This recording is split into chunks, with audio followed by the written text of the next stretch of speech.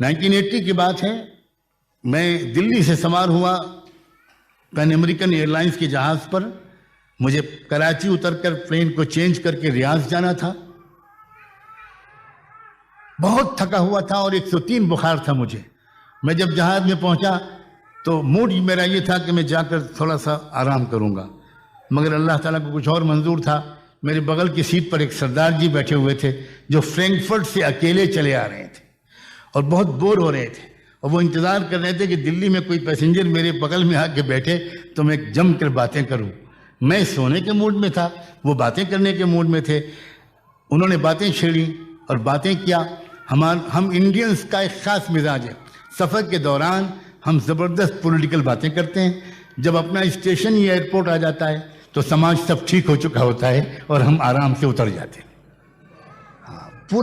پوری کرانتی آ چکی ہوتی ہے. تو سردار جی نے ایرانی انقلاب نیا نیا آیا تھا، مجھے ایک مولوی دیکھ کر فوراً خمینی اور ایرانین ریولوشن کا ٹاپک چھیڑا. ہم لوگوں کو یہ ٹریننگ ملی ہے کہ ہمیشہ جب بھی کوئی موضوع چھڑے کوشش کرو کہ اس طرح بات کو موڑو کہ وہ کنسٹرکٹیو اینڈ پر پہنچے، اس کا کوئی اچھا پازیٹیو رزلٹ نکلے. تو میں نے بجائے اس کے کہ ایرانین ریولوشن کے بارے میں جو مختلف لوگوں کی رائے ہے اس میں پڑھوں، میں نے اسلام کے بارے میں کچھ بات کرنی شروع کی. سردار جی انٹرسٹڈ نہیں تھے، ان کو جمائیاں آنے لگیں اور میں خوش بھی ہوا.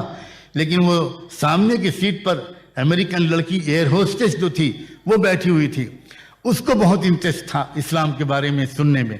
وہ پلٹ کر اس نے کہا کہ مجھے لگتا ہے کہ آپ لوگ اسلام کے بارے میں بات کر رہے ہیں، can I participate in your conversation? میں نے کہا کیوں نہیں، آپ بات کیجئے. اس لڑکی نے کہا کہ میرے ذہن میں اسلام کے بارے میں کچھ سوالات ہیں. میں 2-3 سال سے اسلام کے بارے میں غور کر رہی ہوں، تھوڑا بہت پڑھتی ہوں، کچھ لیکچر سنتی ہوں. ایک بات میری سمجھ میں نہیں آتی، یہ پردہ یہ کتنا خطرناک قانون ہے. آپ نے ہم لڑکیوں اور عورتوں کو تو بالکل بند کر دیا. اتفاق سے مجھے اس وقت اتفاق کیا، اللہ کا کرم تھا، ایک امریکہ کا ایک کیس یاد آ گیا.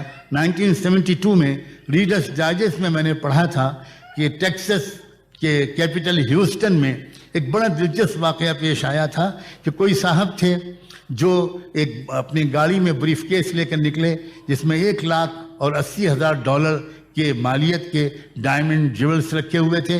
اور ایک جگہ پر وہ راؤنڈ اباؤٹ میں چوراہے پر انہوں نے گاڑی روکی اور بریف کیس کو چوراہے پر کھول کر رکھ دیا اور خود سڑک کے کنارے ہی ان کا اپارٹمنٹ تھا.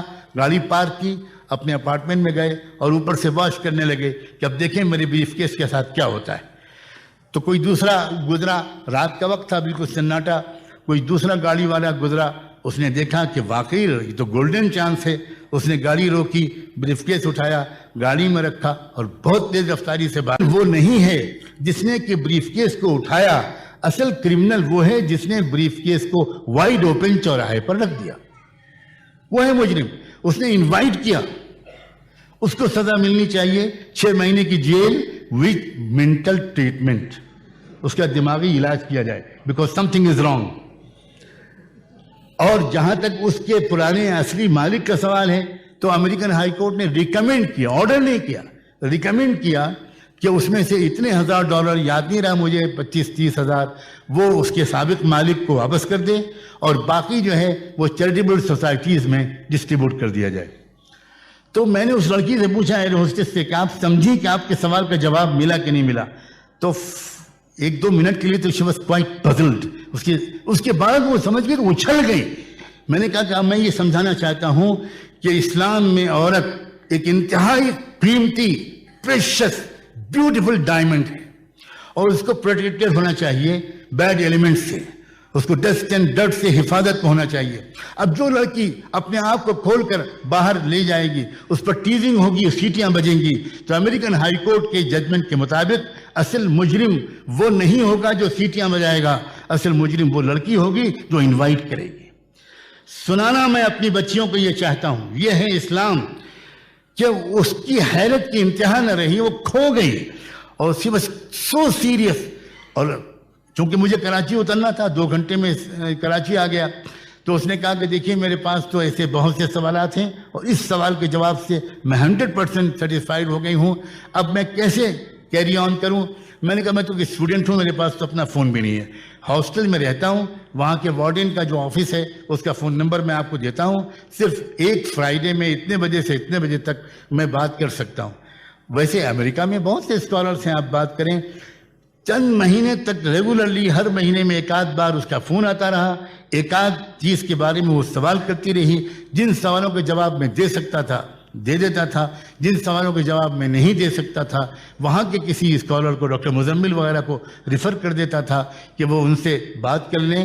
بس سنانا آپ سب کو اور خصوصاً اپنی بچیوں کو یہ ہے کہ شاید 10-11 مہینے ہوئے ہوں گے کہ اس بچے کا فون آیا کہ میں اسلامک سینٹر سے بول رہی ہوں، میں نے ابھی شہادہ قبول کی ہے اور میرا نام فاطمہ رکھا گیا۔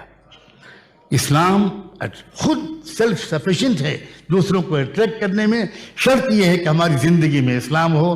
عیسائیوں کے نوجوانوں سے مسلمانان ہند کو بڑی امیدیں ہیں، میں امید کرتا ہوں کہ آپ تقوی والے بنو گے، آپ پاک دامن بنو گے، آپ نماز با جماعت کے پابند بنو گے، اب اللہ کے سامنے محبت اور خشیت کے آنسو بہانے والے بنو گے، آپ پیرنٹس کی خدمت کرنے والے بنو گے، اپنے ماں باپ کی آنکھوں کی ٹھنڈک بنو گے، اور ویسٹرن کلچر کی نامناسب چیزوں کو آپ اندھے پن کے ساتھ قبول نہیں کرو گے۔